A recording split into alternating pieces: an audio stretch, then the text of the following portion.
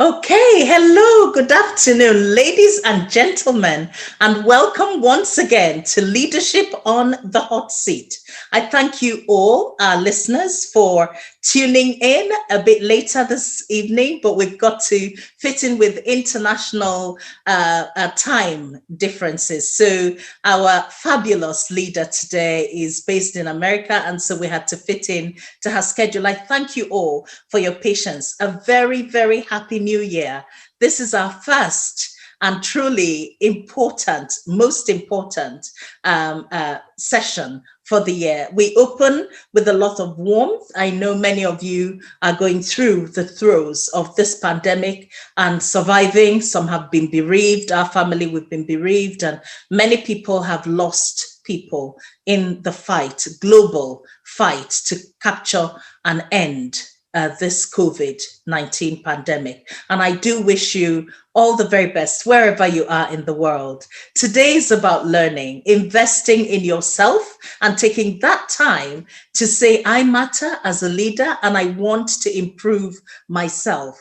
It gives me great joy to warmly and effervescently, I should say, welcome the beautiful and impacting, the most powerful big sister that we could ever bring to you to open the year, Dr. Henrietta Ukwu M.D, medical doctor, FACP, FARAPS. I mean, the titles be after her name are beyond. I cannot tell you enough how huge our big sister is. It's wonderful that as we celebrate the first vice president of the United States of America, we have another Black woman of influence in front of our face today who is in America.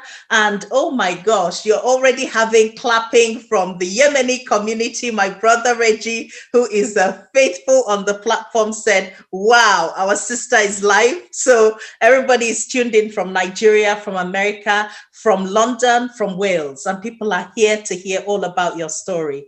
So Dr. Henrietta is a Senior Vice President and Chief Regulatory Officer and Global Quality at Novavax Incorporated. She's actually just moved into that role of Pharmaceutical Development Commercialization Incorporated in New Jersey of USA. Her CV is as long as my arm. And she said to me, don't do all this, but yes, we do need to know who is in front of us. So she's a physician and a specialist in infectious diseases.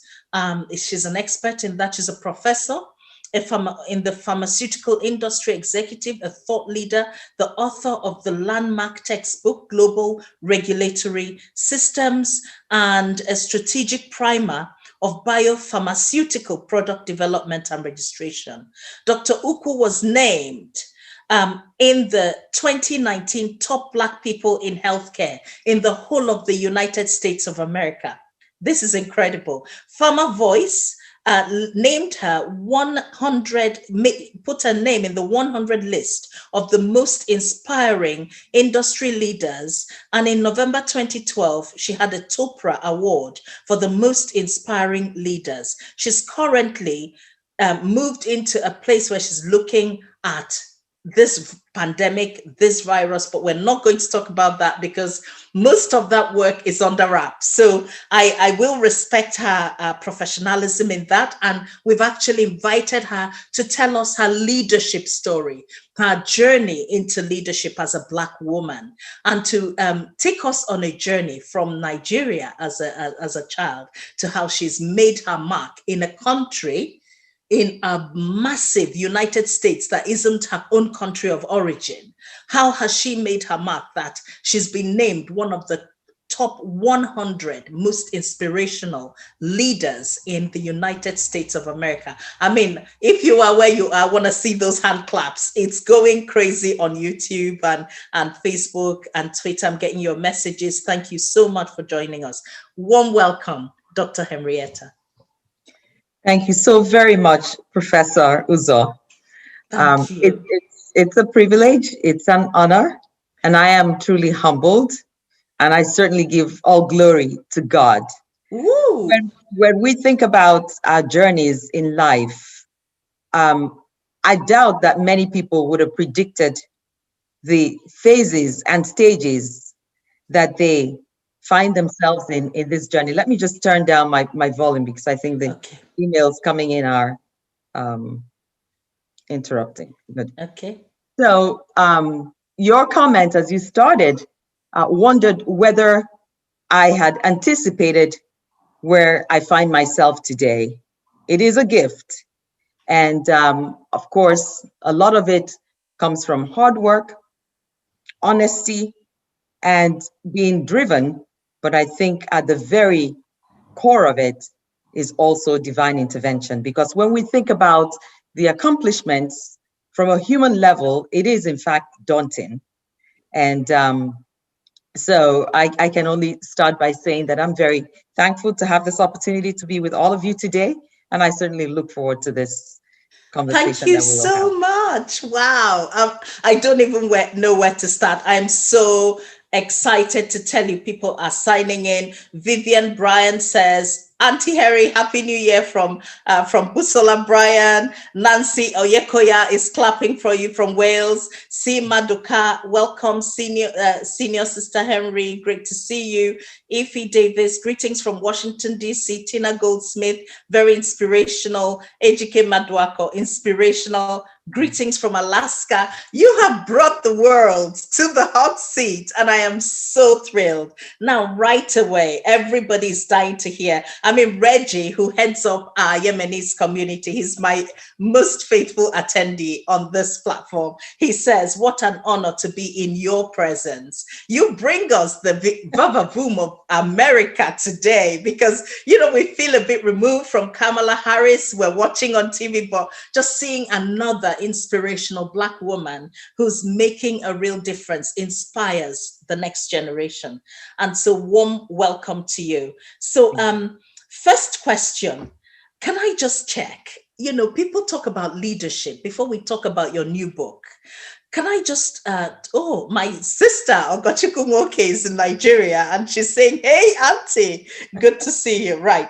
So she says, can I just ask you first, tell us how your leadership journey started. Did you always want to be a leader, an international leader? Did you think when you were young? I know you've said already you don't see it, but what was your journey like? Well, again, a very gifted and privileged journey from the earliest that I can remember myself, from 3 years of age in Nigeria. One of the British Council videos of me had me at 3 years presenting to the then regional, I guess it was a prime minister in the eastern region of Nigeria. And my early years and my academic life were really marked with a lot of distinction over the many years. And I was fortunate to present myself in drama clubs, academic prowess, and arts and science. So there were many instances where my life projected in the forefront with a lot of limelight. But I think at the core of it is really passion and purpose and being your authentic self, just showing up as your true self with honesty, being driven by that purpose and the passion to serve and to be able to touch humanity in a way that makes a big difference. So I think that that's what I would communicate or convey as the thread or the underpinning of all of the journey. It's an extensive journey. It's been many years coming from Nigeria, going through medical school, and coming to the United States and doing my postgraduate medical education in Nashville and my fellowship in infectious diseases at Vanderbilt University, and then having an opening into the pharmaceutical industry. At the time, it was the HIV/AIDS scourge, and Merck was interested in someone with my background that had done HIV/AIDS pathogenesis and pathophysiology as part of my fellowship to join the organization to help work with the team to drive solutions for that global pandemic. And I find myself now very privileged to also be part of the solution of this second global pandemic of COVID-19. Thank you so much. That is so inspirational because I'm thinking of many of us as moms or uncles or aunties or guardians of young people who tell you, I want to play that violin. I want to feature, I want to be Mary in the nativity play. I want to be Joseph or whatever. Inspire your children to dare to want to be in front of that limelight if that is what they want. And that is so important to powerfully represent ourselves in the future because we don't know where this is going to take us. So that's really powerful to hear how it all started. So when you look around the world, who inspires you, Dr. Henry? Because you inspire me, but I want to know, who do you look around and think this is who really inspires me as a leader? Well, I'll start first with my father. Obviously, as you already mentioned, our parents play an incredible role in our lives. And the standards, the values, the spiritual direction, the support, encouragement that they give us make a big difference. And I think that in our home, both our father and our mother were elites and were very, very driven by education. Our father was the Accountant General of East Central State many years ago when he was with us. And our mother trained as a nurse in England in the 50s, which was quite an accomplishment. And both of them were very driven for all of us to achieve to our optimum. They were there to support us, exposed us to many aspects of education, not just the academics, but being exposed to the world, to values and spiritual direction. And I think that's the first. So in terms of who my first inspiring leader and inspiration was really from my home, from my father and my mother, primarily my dad, really driving a lot of the strength in our home. Now, beyond that, I've had many giants that I have stood on their shoulders in my journey. And the ones that stand out to me, the names may not mean much to this audience, but in my residency and fellowship programs, I did have some very strong program directors that I modeled after and that actually helped open many doors for me. And then, of course, in the pharmaceutical industry, we did have, starting off at Merck, which I consider really the epitome of pharmaceutical excellence at the time, we had some very strong leaders that also drove excellence. So along the way, we all pick up on tips of what really drives excellence. What is really excellence? And for me, I have 3 E words that really define that. It's being effective, being efficient, and being expedient. So those 3 really go along to underpin the outcome of excellence. And I think that that has also been a very, very important aspect of my approach to whatever the task is, whatever the opportunity is, to drive excellence and have successful outcomes. Wow. That is absolutely phenomenal. You've already started on those key tips, guys. I hope you're picking it up. 3 top tips here to start off with: effectiveness, efficiency, and expediency. And expediency is time. You know, you need to make those changes and bring those solutions in a timely manner to make that difference. And to be effective, don't waste money, be efficient, and use your resources. I'm sure Henrietta's going to tell us all about this. I want to keep you here for so long. You're having so many greetings on our YouTube channel. You have Julie and Chi Uzo who are shouting out from Nigeria, leading the Trump from the back there. Ogochukwu Nwoke is just blowing up Twitter and Facebook. Chinye Lumwike, thank you, Henrietta. Happy New Year. Chinese Anthony, Father Anthony Anibogu from Enugu, Nigeria. I believe in you. Esther Nelson, my big sister from Cardiff. Hi, Janet Tago. Well done. Victor Uku. Strong work, mom. And Tina Goldsmith. A beautiful, great questions, Professor Uzo. People are enjoying your contributions from all over. We've got somebody today from Alaska. That is the furthest we've had. And your big sister, Agatha, is sent a message from the, she's watching. She's connecting to you on YouTube. Everybody wants to hear this story. Okay, what we want to ask you now, you have published a brand new book called ABCs of Leadership. Oh, my beautiful sister-in-law, OBE Amanorishewo, is watching from Port Talbot in Wales. So yeah, you have the family. My husband, Andrew, has left work to start watching YouTube. Well, He thank says you, everybody. yes, they're all greeting you. And all the people on your university circle have circulated the information, and your just friends. I can't read their names all out, so many of them. But so I want you to tell me a bit about your new book, The ABC of Leadership. You wrote that powerful, inspirational, very simple to access, because some of the leaders that I work with here in Wales say to me, the leadership textbooks are so complex. I just struggle to go through sheaves and sheaves. But you've said it's ABC, it's very simplified. Everybody can access it. Can you tell us what this book is all about, where people can find this book, and just a bit about the book? Thank you. Well, let me start by putting it on screen. I don't know how many people can see it.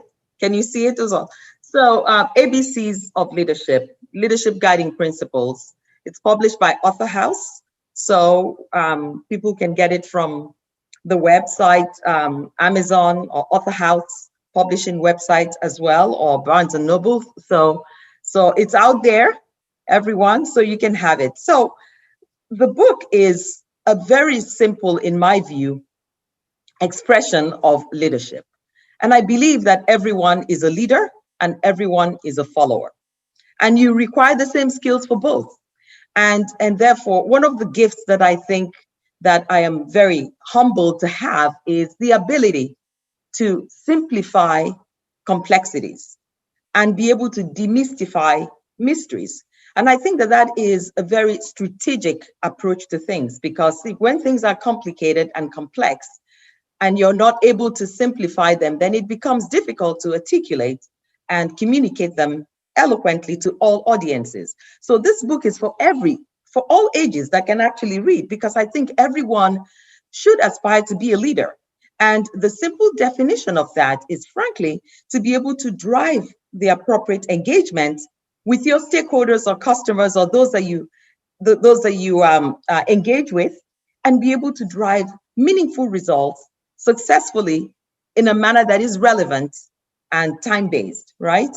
So being able to make an impression of both yourself authentically, and also to be able to drive a following or galvanize a following around an espoused vision. So you definitely have to know where you're going in terms of a destination if you're on a journey, because without your destination, even the GPS cannot help you. So leaders should be able to have a vision, understand where they're going, be able to have that direction and espouse that direction to others so that you can galvanize a following around your point of view. So when I started the ABCs of Leadership, to your point, many leadership programs can be complex. They take many days, and maybe not all individuals have the opportunity to be availed to those kinds of leadership retreats and workshops. But when I thought about it, I realized that if the ABCs, the alphabets, are really the backbone of language, right? And we usually say as simple as ABCs. If I could communicate leadership principles using the alphabet, that it might actually reach all audiences and be able to live with them something that they remember, something that is practical and practicable.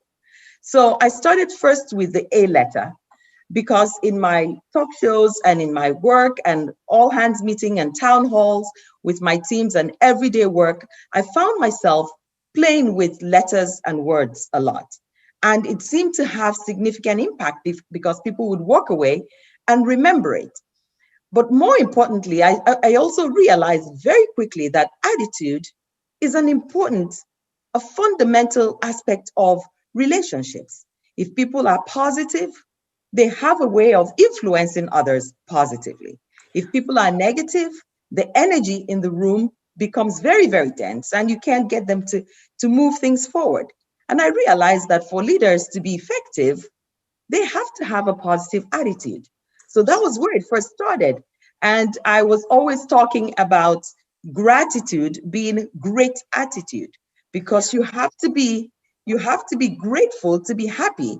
And really, frankly, most of the time, if you're not happy, if you're not grateful, you probably don't have a positive attitude. You're not seeing the reasons to be appreciative of what you have. So that was Yes. that was the genesis. Starting really with the first letter, I realized that attitude was a big aspect of determining good leaders, effective leaders, and that was really the foundation. And I started playing with the rest of the words all the way to Z. In fact, one of the ones that I use a lot for leaders is the 3 V's of leadership: voice, visibility, and value. Now, I've talked about vision a lot.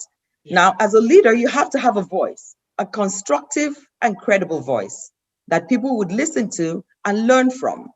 You have to be visible. You can't be a fly on the wall or be passive. You have to be active and have managerial courage to be able to speak out what is right to be done at a certain time. So that's again the genesis, just to answer your question. Wow. Do you know, Dr. Henry, I am literally thriving under your tuition. I am learning so much. Voice, visibility, and what was the last one? Value, adding The value. value. Okay, you have Because to it's add always about value. the so what. So what that you Okay. do, what impact does it have? What is the worth? Okay. So just in case people don't want to buy, let's say people who don't want to buy the hardback or the hardback copy of your book, can it be streamed on Amazon, and which online bookstores can we reach to download it? I believe so, because there's an email version of it. Okay. But I can find out a little bit more from the publisher. Okay. I believe. So everybody who's online, I can post the links right after the session where you can buy this book. So take us to B. I know you don't want to reveal the whole book or people won't have to buy it, but take us to the letter B and C, and then we'll probably whet our appetites enough to go and get the book. Yeah. So what I did in this book, I picked 3 words with each alphabet. So I will reveal one of the 3 as we go along, so that I can keep our appetites wet. And at the end, I will actually ask people to think about X, Y, and Z. So we always talk about ABCs as being simple. As you go further into the alphabet zone, X, Y, and Z becomes very difficult. So as we're going through this webinar, maybe people can start thinking what X, Y, or Z lettered words can actually describe leadership. So when it comes to B, behavior, and that's really the genesis of the name ABCs, not just about the alphabets, but the core attributes that I believe leaders should have. So the first one is attitude, right? What type of attitude do you have? The next is behavior, right? And there are other words under B, but behavior, thinking about our behaviors, and think about it in your various environments where you operate. You can quickly tell people that have behaviors that actually generate engagement and behaviors that actually turn off engagement. So you're looking for ensuring that you actually have the behavior that can attract engagement, so that you can engage with your stakeholders, your customers, your teams. You are considerate, you have cultural sensitivity, you understand what people need from you as a leader, how to help drive outcomes, how to support them, etc. So behavior is a critical aspect of leadership, and that was the B of the ABCs. And then the next one, which is C, again, there are other words beneath that, is character.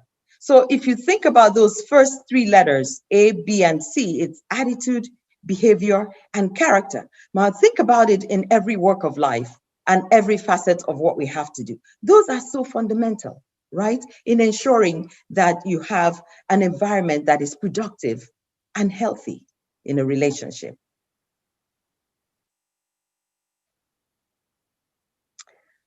I can't hear you, Prof. Wow, that is absolutely spectacular. Thank you so much. As we were just on the line, Reggie, Al Hadi, guys, support the Newport Yemenis community. They're just awesome. They're just brilliant. He went and actually bought your the hard copy. He's just literally clicked buy right now, and he's purchased the book. He says it will be delivered on Tuesday. Everybody on this series, begin to click, okay?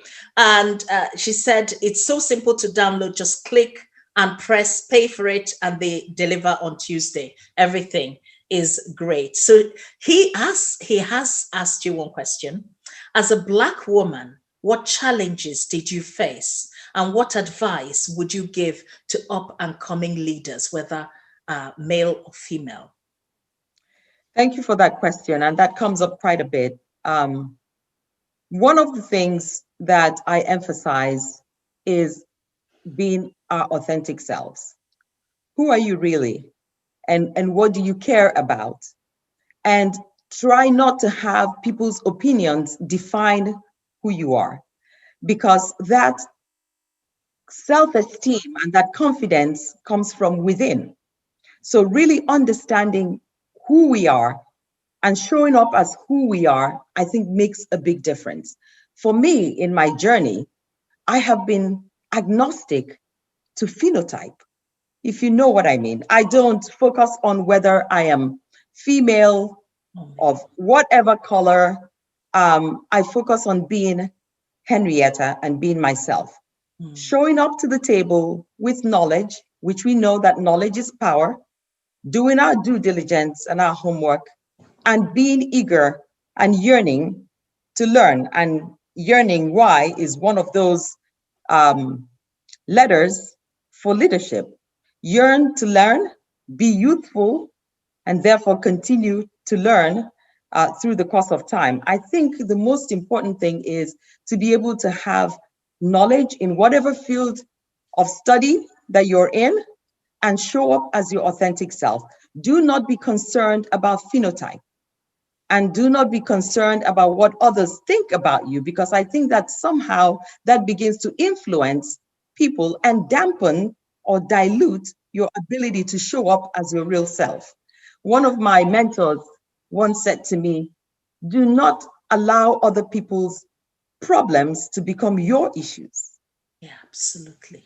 Because if you turn around and focus on what people are judging you by, especially your phenotype, if you're female, if you're Black, then that might begin to influence your ability to perform. Absolutely.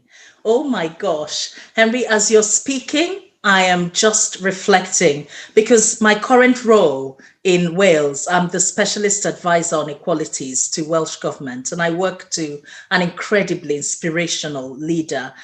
She's the Deputy Minister and Chief Whip.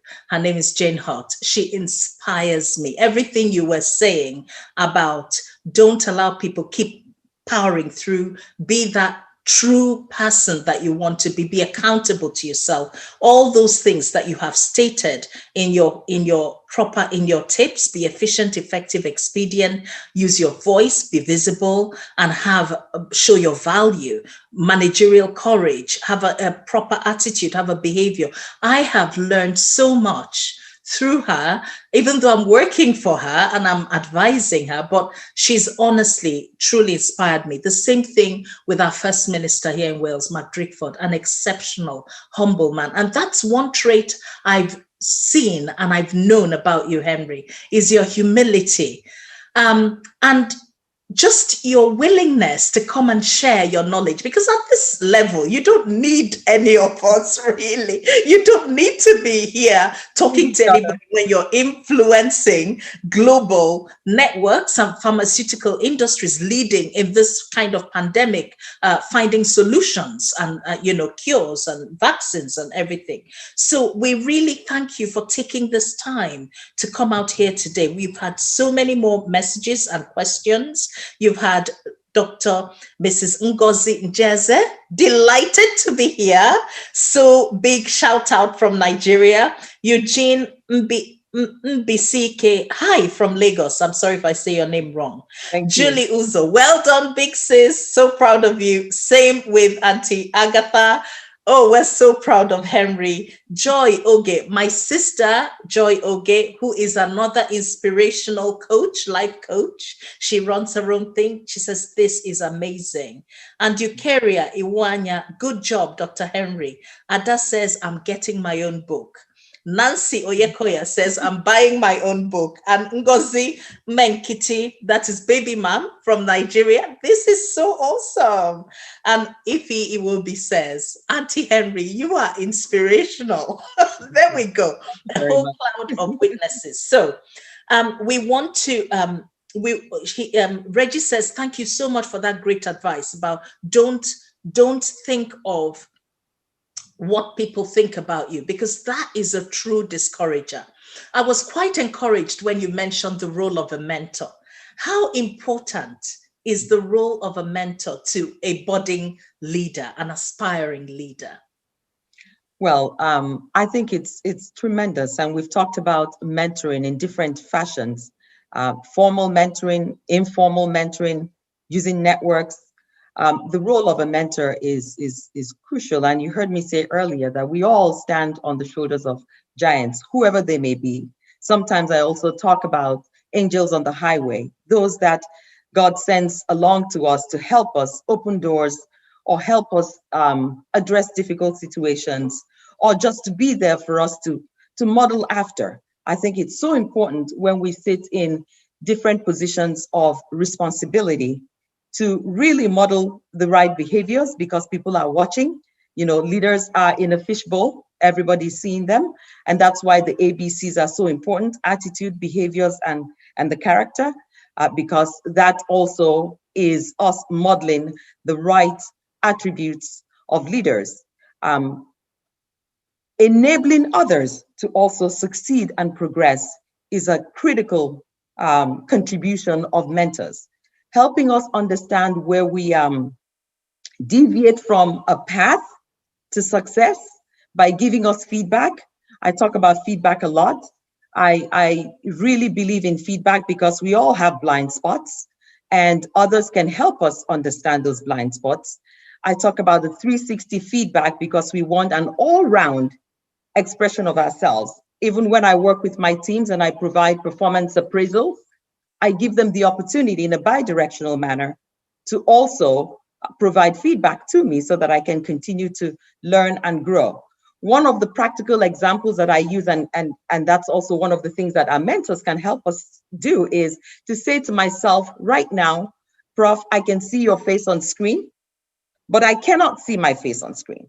You can see my face on screen. And both of us can only see this two-dimensional view. We can't see our sides, we can't see our backs. So we need people to help us see all those aspects of ourselves, to be that mirror for ourselves. So mentors also help us understand who we are, how we come across, how we show up, so that we can continue to improve. Really helpful tips. And you're absolutely right. How, as many leaders, they love to give feedback, but they don't want to receive any, especially when it's not helpful or positive. And people want to shy away from actually stepping into the light and having people shine their light on you. And it can be quite unpleasant when people that you manage or you lead tell you, actually, you're getting it wrong and you've messed up or you've hurt me in this particular way. How do you take criticism? Well, that's a very, very important aspect, and I talk about it in the book as well. One of my team members said to me once, Dr. Ukwu, you have one of the best ways of communicating negative feedback in the context of your positive. And I said, well, I don't give negative feedback. And the reason that, because he was struggling with communicating what he thought was quote unquote negative feedback to his team. And he had come to me to help him rather, construct the information in a manner that he could deliver it. And I said, the reason you're having difficulty is because of the power of the word you're using. You're calling it Yes. negative. It's not negative. Rather, it is constructive. So you have complimentary feedback and you have constructive feedback. And construction is building. So when people receive constructive feedback, it helps them build themselves and improve themselves. So that puts it in a positive light. So it Mm. again gets back to attitude. How do we see what we're doing? And when I'm communicating information, feedback, I put it all in that bucket of recognizing how well you're doing and also continuing to help you grow. Wow, that's great. Wow. I wish we could keep your voice on a recorder playing so we can hear these truths. Absolutely brilliant. We have more people. Dr. Rosaria, congratulations, Dr. Henrietta, on your recent appointment. I am live, I'm watching. Adumchi Naka, great analysis, Dr. Henrietta. Nkechi Onwudinjo, great job, Sister Henrietta. Ame Gideon, proud of you. Uche Amadi from Abuja. Evie Moyodizvu, amazing. Wow. It is just going like mad. My little beaver, Ife, is in the background and absolutely going for gold. My husband, Andrew, has a question. So please, she says, as a dutiful wife, a loving mother, and a high flying professional in an extremely pressurized working environment, what advice do you have on maintaining a healthy work life balance? Wow, my husband is amazing. He is the best man in the world. I have to say that on Great. record. Yeah. So you see, everybody likes that stroke. Everybody likes to be acknowledged, and all of us actually like to go where our names are known, Yeah. right? So back to the question, the work-life balance is it's a very personal issue. I don't think it's something that you can provide a general mandate for everyone or even a mantra, because we all live and work differently. One of the questions that I get a lot, and I got them much more in my earlier career when my children were younger, and I had many interviews about my journey and leadership journey. In those days, one of the questions was always, how have you been able to keep it all together, driving a very strong and successful profession and a home with 3 kids and your husband and relatives, etc. Most people hold their careers to have to start the family or start the family and then, embark on their careers, etc. Whichever way it goes. How have you been able to accommodate all? And I would say to them, none of them is in the way. They are all part of the way. Yeah. So if you begin to see the holistic view of one's life, all the facets that come together, and address them together, and not sequentially, but in parallel as you encounter them. Again, referring to the leadership book and the principles there, they're for all works of life. And when we talked about dutiful mother, and I was talking about feedback, the same goes for the way we talk to our children, right? We talk to them and we want to acknowledge them, we want to recognize their strengths, but we also want to help them understand areas where they can continue to do better. So all of these leadership principles work along the way with our work-life balance. How are you dealing with the bucket of things that you have to do at work? How are you juggling your many priorities? How are you able to determine which ones are more important for you to address? And I think that's where the issue of life comes in. How are we prioritizing some of the things that are critical and very important to us? Now, for me, when I have outstanding critical work issues, it's very difficult for me to really stop and step into a jacuzzi, as an example. One of my friends might call and say, I think you need to go to the spa. And I'll say to them, that's not what I need. I need to finish these critical activities. Then my mind can relax and I can do other things. So I think work-life balance becomes a very personal aspect of our lives for us to really determine how we appraise that balance of work and life. But my basic philosophy is that they are both part of the way and neither is in the way of the other. Wow. Thank you so much. I'm mindful of time, and we tend to go for 45 minutes, which will be in 4 minutes' time. But honestly, the questions are coming in thick and fast. I know we can't keep you for too long because you've got other meetings today, but just some compliments from Jackie O, Dr. Henrietta, who is a woman I truly admire. Nancy, my Nancy Oyekoya, she's like my daughter. The power of words. As you were speaking, I heard it in my mind. Joy says, you are truly incredible, Dr. Henrietta. Chinelo Ebuna says, so proud of you, Dr. Henry. Keep shining.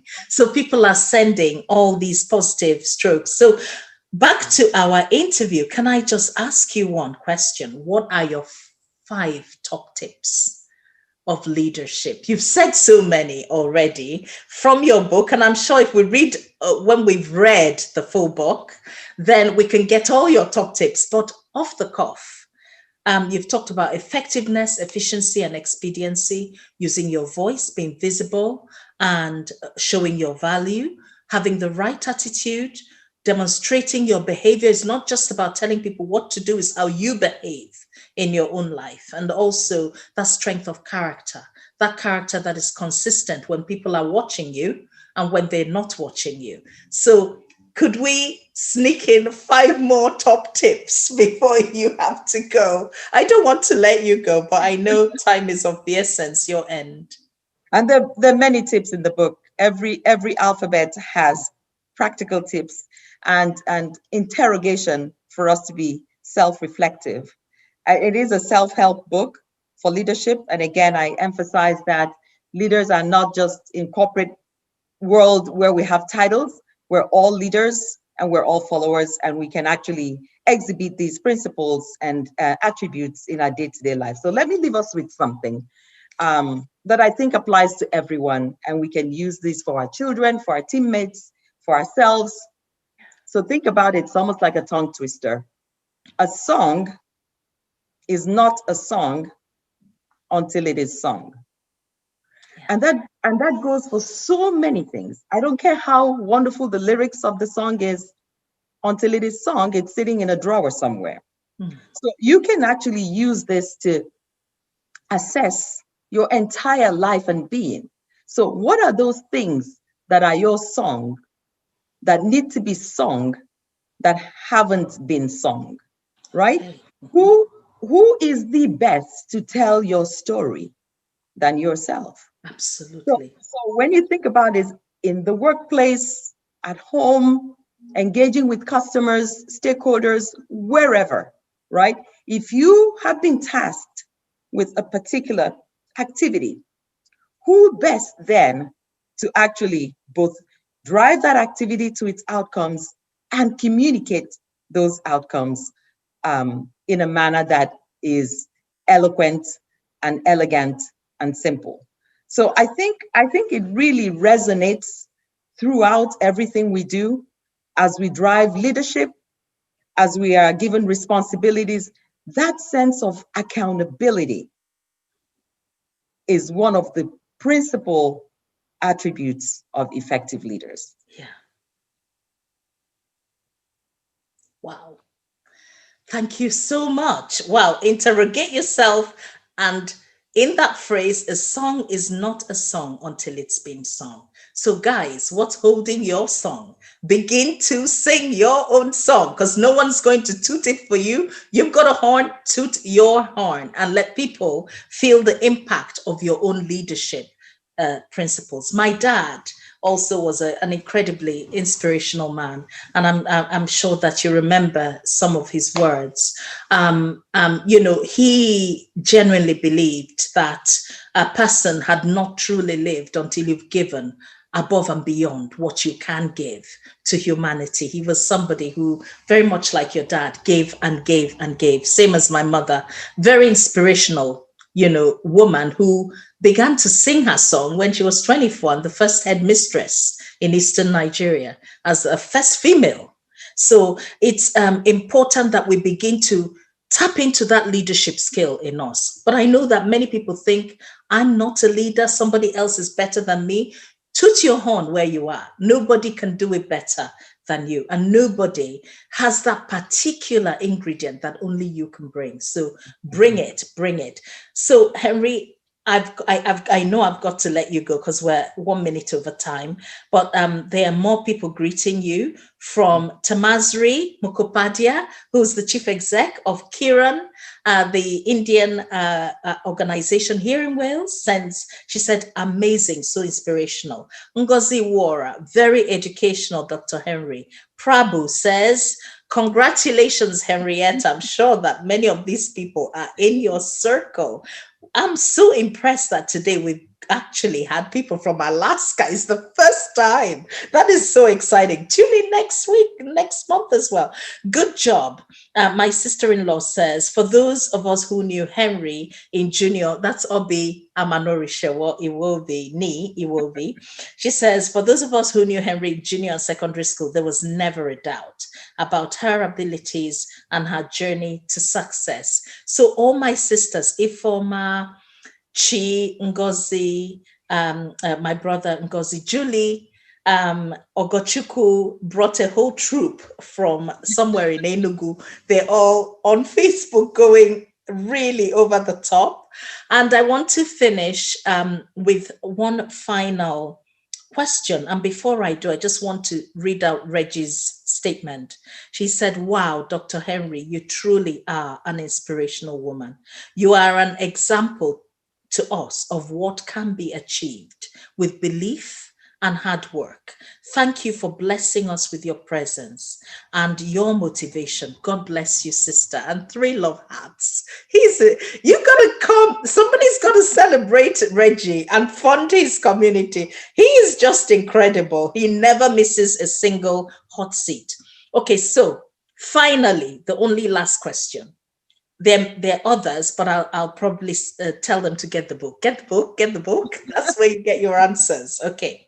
So what is the most helpful advice that you can give, simple advice that you can give to somebody who genuinely wants to be an inspirational leader like yourself, apart from read my book, what more can you say? Well, you see, we are all unique. Yeah. Not even leaves on a twig are the same. Mm. So we're all so different, and it's therefore challenges the advice that we give people, right? So my counsel will get down to, again, the fundamental aspect. Who am I? Who do I want to be? And be your authentic self. And in that context, continue to expose yourself to learn, continue to expose yourself to those behaviors that you want to model, and model them. And really sing your song, because wow, they're all very different. Thank you so much. I tell you what, after today, I don't want to hear loud cacophonies of singing. Get your song right, people, before you put it out there. Okay, so just get that song together.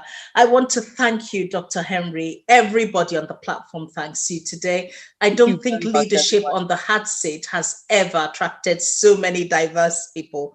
And I'm hoping that this will continue to happen everywhere you go. And I really, as a Christian too, want to pray for you that God will grant you the grace in your new job in the leadership and inspecting of this virus, vaccine or development or cure, whatever it is that you go on to develop in your new company. May God give you the wisdom that you need to shine like the light you are, and to bring that vavavoom that is just Dr. Henry. And everywhere you go, you light up the room, you light up the world. Our family are also proud of you. For those who haven't guessed yet, Henry is my sister-in-law, and her younger sister is married to my husband, my brother, not my husband, my brother. So Julie, this is Julie's big sister. And it was Andrew, my husband, Ubaka, who said, you have to bring Henry on. Have you seen her leadership book? I've read it. Have you seen her leadership book? It's something else. So I thank you, Andrew, the best man in the world, for being live today. And I thank every single body who has tuned in to Leadership on the Hot Seat. May God bless you all, whatever religion, whatever faith you have, be blessed into 2021.